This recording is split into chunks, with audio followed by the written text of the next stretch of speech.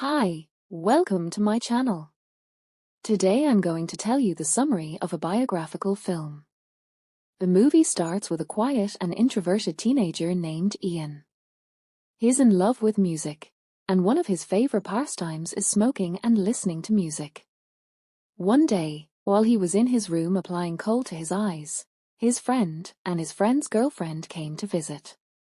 It was the first time Ian saw Debbie, his friend's girlfriend, a shy and cute girl.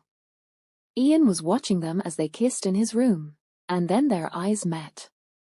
Embarrassed, Ian quickly decided to leave and go home. Ian wasn't really into school or studying. Most of the time, he was lost in his own world. One of the things Ian and his friend did for fun was to visit elderly women and chat with them. But their real motive wasn't just to talk. They'd ask to use the bathroom, open the medicine cabinet, steal a few pills, look up what they were for in a book, and then take them. After popping the pills, they went to Debbie's house. Debbie's mom opened the door, and then Debbie came and invited them in. They talked about music, poetry, and the lyrics Ian had written. Ian read his writings to them, and they listened. That's when Ian and Debbie, without saying a word, just through their eyes, realized they liked each other. That same day, they secretly held hands. After that, they started dating, going to the movies and hanging out together. Their relationship progressed quickly. One day, while out together, Ian proposed to her, and just as fast as their friendship had developed, they got married.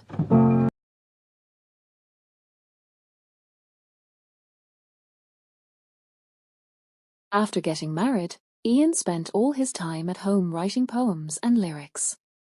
This is their clothes drying rack at home where Debbie used to hang the laundry. Ian had a band called Joy Division, which included him and 3 other people, but the problem was, they didn't have a singer.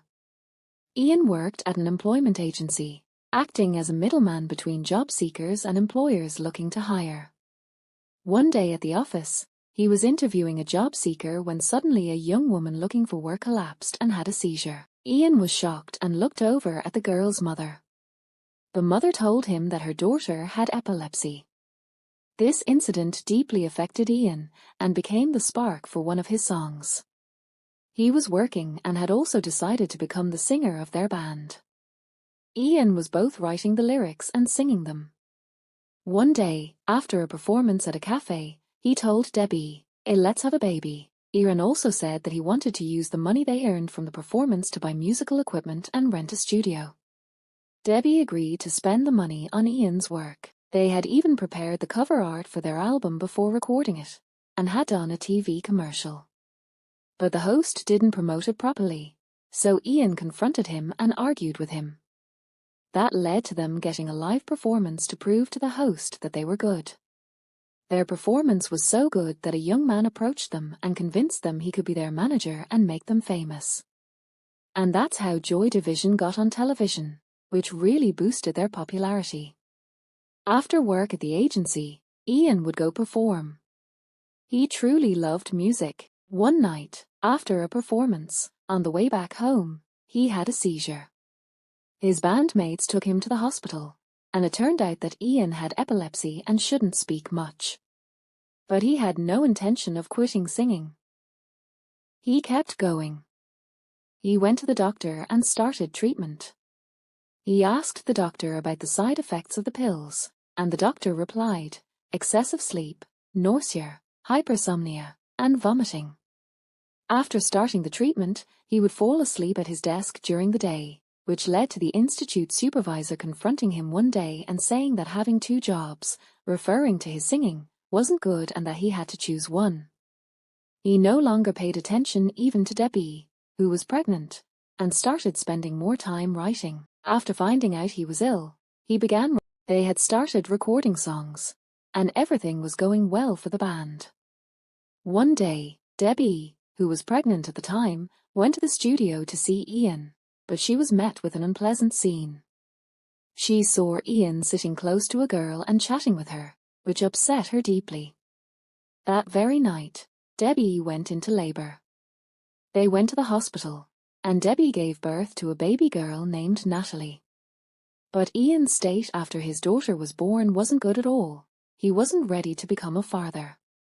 After their daughter was born, Debbie had to start working to support herself and Natalie. Ian promised her that this situation wouldn't last long. At one of their performances, among the attendees was a journalist. After talking to the band manager, the journalist asked for an interview, and Ian agreed. After the interview, when everyone was asleep, Ian and Onyx started talking.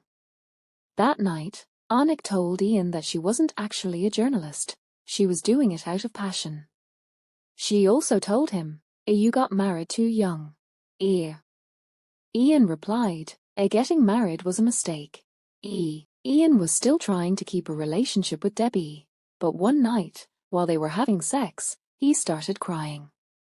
Everything was becoming too hard for him. His illness, his marriage, becoming a father, and the feelings he had developed for another girl.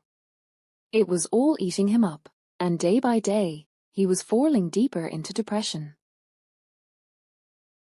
He no longer had any feelings for Debbie and would go on tour for his performances without even saying goodbye. Even when he traveled, he wouldn't call Debbie, and all the while, he was taking Onyx along with him. But Debbie kept trying to show him love because, unlike Ian, her feelings hadn't changed. Still, nothing she did had any effect on Ian. One day, when Ian and Debbie were returning from a party, Ian told Debbie that if she slept with another man, he wouldn't be upset and would understand. Debbie was shocked and told him that when he says things like that, it feels like he doesn't love her anymore. After they got home, she started going through Ian's things, now convinced that another woman was involved. Eventually, she found Onyx's name and number written on the cover of a song. She cried the entire day, even as the band manager announced they were going on a European tour. That night, Ian came home to find Debbie in tears. No matter how many times she asked him to say something or explain, he stayed silent. After the fight, Ian started crying and told Debbie he was breaking up with Onyx. But in the next performance, he brought Onyx along again. The night after recording a song, he called Debbie and said just one word, "It's over." Then, after ending the call, he went back to Onyx. Despite his illness and depression, he continued performing. Ian was known for his strange, unique dance moves. One night, during a performance, he collapsed on stage and had a seizure. They took him backstage, and he was worried that Onyx would leave him because of his illness, but she came to comfort him. That made Ian more serious about being with her. After the performance, he hesitated to go home. When he finally walked in and saw Natalie smiling at him, he turned around and left again. That night, he drank so much that when he came home, he felt terrible, and Debbie had to call an ambulance. While Ian was unconscious, Deborah found a note he had written for her. In it, he confessed that he loved Onyx. Ian went straight from the hospital to his next performance. Backstage, he told Bob he couldn't go on. He was tired. During the show, he stopped singing midway, which led to a big fight between the band and the audience. The next day, Ian told the show's host that he wished he could be a good father to his daughter. By then, both Debbie and Natalie hated him. Ian and Onyx were with Bob when Debbie called, asking for Ian. Bob told her that Ian and Onyx were with him. Deborah said she wanted a divorce. Ian didn't go home anymore. He returned to his parents' house, and while writing a love letter to Onyx, he decided to go talk to Debbie and end everything. But their conversation didn't last long. When Debbie said she was serious about the divorce, Ian got angry, yelled at her to leave the house, and not come back until the next day. Ian wrote a note for Debbie, and as he tried to leave the house, he had an attack, collapsed to the floor, and passed out. Next morning, he regained consciousness, but he wasn't feeling well. He went into the kitchen to splash some water on his face, and that's when he saw the drying rack, the one Debbie used to hang clothes on.